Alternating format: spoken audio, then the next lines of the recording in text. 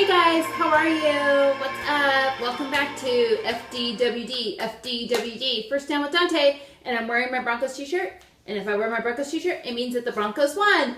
Woohoo! Dun, dun, dun, dun. Broncos dance.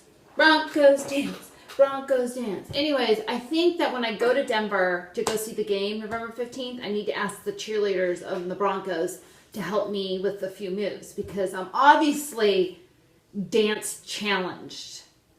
And that's to blame. You know who we blame for that? We blame my mom. Because my mom, I always wanted to be a cheerleader all through school. I went to private schools. And I go, Mom, please, I want to try for the cheerleading team. My mom says, no, you will be an athlete. She never let me go out for the cheerleading team. She said I had to play on sports. So I was playing basketball, volleyball, golf, tennis. So there you go. So it's my mom's fault. I don't have any dance moves. Oh. Anyways, so excited because the Broncos beat the Ravens at home, and it was a tough game. It was like defense game all the way, and Peyton got sacked 4 times, so that was pretty scary and hard to watch. But Aqib Talib on our defense, cornerback, his 7th pick 6 of his career, and it was the only touchdown of the game. Both teams actually did a defensive touchdown. So yay, and then Aqib Talib was named AFC Defensive Player of the Week. And actually, Marcus Mariota played so well with the Titans, and he was named Offensive Player of the AFC of the Week. He did 4 touchdown passes, and he had almost a perfect quarterback rating against the first draft pick, Winston. So, of course, I'm so excited because I love Mariota. And actually, when Peyton retires, I'm going to be all about Mariota and just like, I'm so glad that I have another quarterback and team that I can just be obsessed with like the Broncos. But I'll still love the Broncos. Also, a couple plays that stood out to me. The 49ers looked really great. Their running back, Carlos Hyde. I think he did 2 touchdowns and ran for 128 yards. And Kaepernick looked so great in the pocket. He seemed to, all of his off-season work with Kurt Warner helped him. He looked poised. He stepped up in the pocket. He didn't look frazzled. He made really good decisions. So I'm really rooting for them because the 49ers are my second favorite team. So that was great. Also, I love Brandon Marshall of the Jets, the wideout. And he made the play of the week. And that was, he got thrown. He was supposed to catch a pass, and it was intercepted by the Browns cornerback. And then Brandon Marshall ripped the ball back out. And so he recovered it. It was awesome. I mean, you could hear around the NFL, the TV show, you could hear Todd Bowles say, oh my God, on the line. He's like, Jesus, that just happened. So Brandon Marshall, that is a total veteran move. Follow up with the play. Always know where the ball is. Don't give up. The guy is so smart. That's smart playing. That's brains. That's smart. Anyways, those are my favorite plays of the week. So hats off to Brandon Marshall, who I love.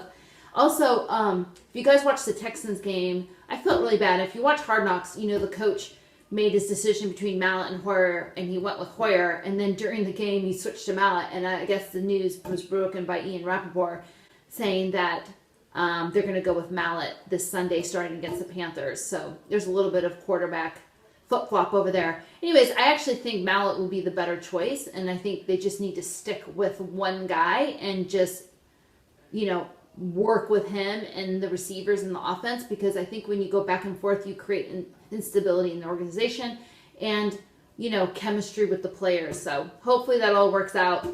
I'm rooting for Mallett on that. Also, if you guys, now that the season has started, I do my Donte's predictions, and I only did a couple games last week. I did the Ravens and Broncos and the Titans and the Buccaneers, and I was right. I said the Titans would win and the Broncos would win, and so they both did. So, but this week, dun-da-da, FDWD,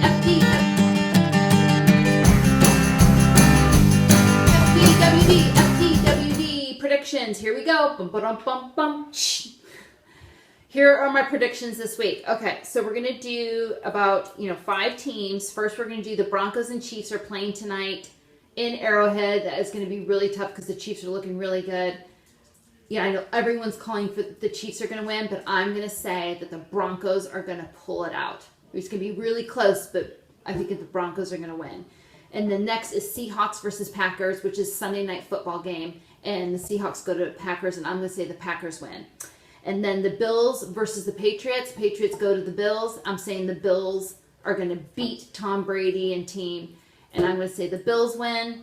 And then Chargers and Steelers. I'm going to say the Steelers. And lastly, the other game I'm going to put is Cowboys go to the Eagles. The Cowboys and the Eagles. I'm actually going to say, I know people probably think the Cowboys are going to win, but I'm going to say the Eagles are going to beat the Cowboys. And those are Donte's predictions for this week, for the second week of the NFL 2015 season. So we'll see next week when we film the show. Let's see how correct I am. Some fan emailed me and said, hey, you were correct on your predictions. And I said, well, it was just luck. But we'll see what happens if I get on a roll.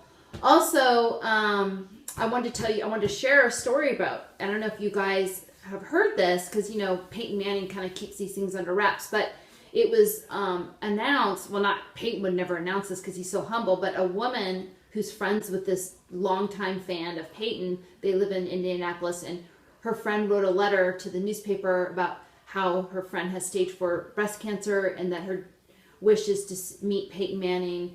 And so Peyton got, you know, wind of this, and he flew the woman who has stage 4 breast cancer and her husband out to the Broncos game last Sunday. They got to have a VIP tour of Mile High Stadium. They got to have a sideline pass. They actually give out sideline passes. Whoever's out there, Donte wants a sideline pass to a Broncos game, please. Just putting it out there in the universe. Donte wants a sideline pass to the Broncos game this year. Anyway, so I thought it was so awesome. Peyton Manning is such a good guy on and off the field. He exemplifies what the NFL wants their players to be, role models. And he just, you know, even with the bad week of bad mouthing and stuff, he's just such a great guy. And everyone needs to remember that, you know, when you're in this kind of position, to always give back. So mazel to Peyton. Good job. And I wish that woman all the best, speedy recovery.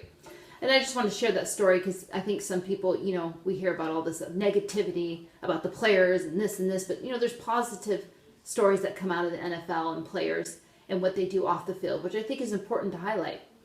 And also, last, now that the season, like I tell you, that we're into the show now in the season, I do my Unsung Hero of the Week. And this week, you know, and it can be anything, a player, a mascot, a water boy. This week, you know, I was thinking, these referees that ref the games don't get enough credit. I mean, they're not like big guys. I mean, they all kind of seem little. I mean, maybe some of them are big, but they are on the sidelines getting hit, and these big, burly, you know, players coming down. And, you know, I don't think the referees, you know, are doing planks 24 hours a day, you know, with their core. So they're not like big muscle guys and core strength dudes. And this guy, Gary Arthur's his name, he's a ref. He got totally blindsided hit during a punt return during the Ravens-Broncos game, and he was carted off the field. And it was so sad, and the poor guy, they just thought he broke a rib. Well, he's still in the hospital in Denver, and he actually broke 9 ribs and 1 collapsed lung. So, Gary, you are FDWD's first unsung hero of our TV show, and you are our unsung hero of the week. So, Gary, we wish you the speedy recovery, and you are tough, and you just get better, and you are our unsung hero. Anyways, guys, we'll see you next week. Have fun watching all the games this Sunday. Leave comments, share the video, and I hope you guys have a great weekend. Kisses.